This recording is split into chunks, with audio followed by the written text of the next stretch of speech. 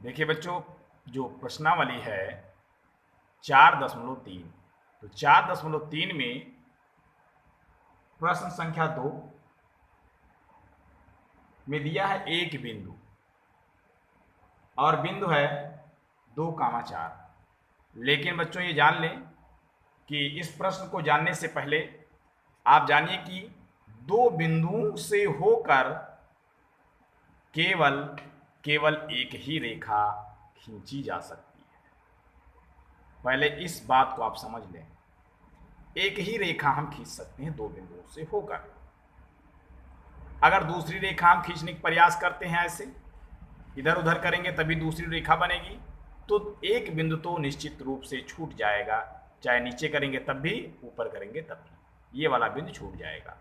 तो दो बिंदुओं से सिर्फ केवल एक ही रेखा खींची जा सकती है। लेकिन इस प्रश्न में एक बिंदु दे रखा है 2,14 दे रखा है। तो आप जाने कि एक बिंदु से, अगर एक बिंदु यहां है तो एक बिंदु से अनेकों रेखाएं खींची जा सकती हैं बच्चों।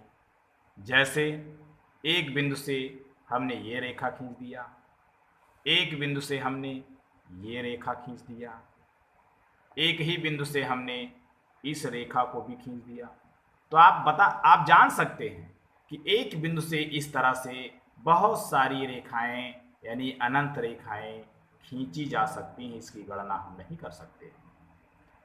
तो यहाँ पर जो प्रश्न में दे रखा है कि बिंदु आपका एक ही है 2,14, तो मान के चलिए कि ये 2,14 है।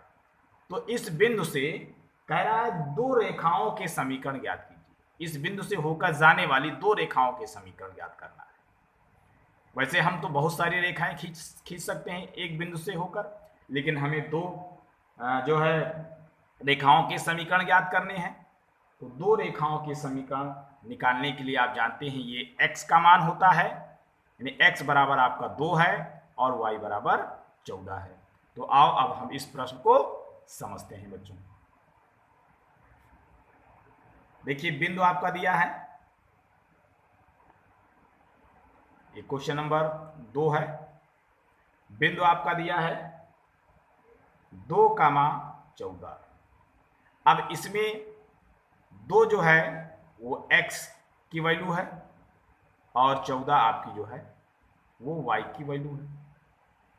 ये x होता है, ये y होता है, ये भुज होता है, ये कोण होता है। तो अब इससे हम दो रेखाओं के समीकरण प्राप्त कर लेंगे। देखिए पहला समीकरण,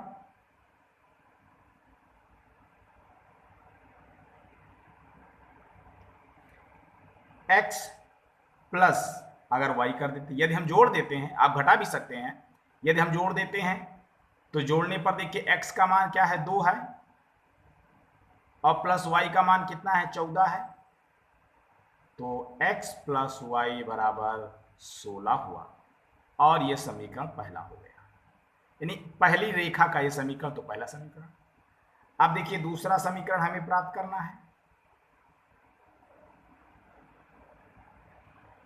तो दूसरा समीकरण आप चाहो तो इसको घटा करके भी प्राप्त कर सकते हो, यहां कुछ भी कर सकते हो। अगर हमने मान लीजिए 2x ऐसे कर लिया, 2x प्लस y अगर कर लिया तो देखिए क्या बनेगा, 2x का मान 2 है, देखिए y का मान 14 है। तो ये 4 प्लस 4 14, ये हो जाएगा 18। तो ये भी एक समीकरण है। क्योंकि हम जान चुके हैं कि बहुत सारे समीकरण खींचे जा सकते हैं, हम ऐसा भी कर सकते हैं। जरा देखें, अगर मान लीजिए हम कहें 2 से अधिक 3 कर दें तो देखिए तीसरा समीकरण, देखिए हम यहां कर सकते हैं 7x माइनस वाई बराबर, तो 7 हम कुछ भी कर सकते हैं, उसके अनुसार मान रख देंगे। x का मान 2 है और माइनस वाई का मान 14 है, तो यहाँ 14 माइनस 14 हो जाएगा और इस तरह से अंत में 0, यानी 7x माइनस वाई, ये तीसरा समीकरण है। तो आपको दो समीकरण देने हैं, तो कोई भी मान सेलेक्ट कर, कोई भी समीकरण को सेलेक्ट करके बता दीजिए कि इस बिंदु से होकर जाने वाले ये समीकरण हैं। और आप जान चुके हैं कि बहुत सारे समीकरण, तो बुक में हो सकता है कि समीकरण अलग अलग दिया हो, उसने क्या माना है उसके अनुसार उसका आंसर आएगा, लेकिन हमने अपने अनुसार इस तरह से 3 समीकरण निकाल दिए हैं और कोई 2 समीकरण को आपको लिख करके दे देना है आंसर के रूप में। अब आगे प्रश्न ये कह रहा है बच्चों, जरा इसी पर ध्यान दें, पढ़ेंगे। इस प्रकार की और कितनी रेखाएं खींची जा सकती हैं और क्यों? तो हम लिखेंगे इस प्रकार की अनेक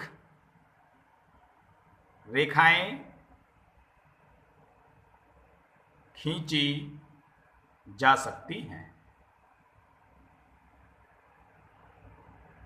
क्योंकि, अब कारण में, क्योंकि एक बिंदु से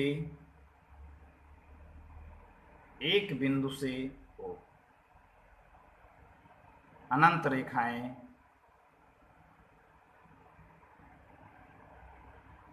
खींची जाती हैं, और इस तरह से हमारा ये आंसर यहां प्राप्त हो जाता है बच्चों।